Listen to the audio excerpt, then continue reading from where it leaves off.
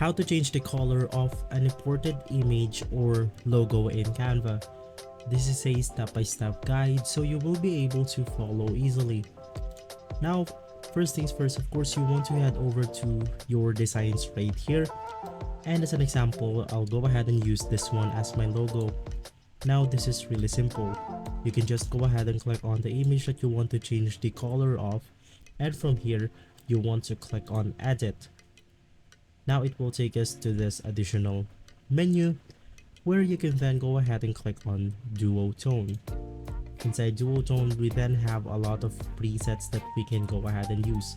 For example, we have the custom one. If you want to use the custom colors right here, you have something like mustard, pomelo, blush, mystic, lavender, and more.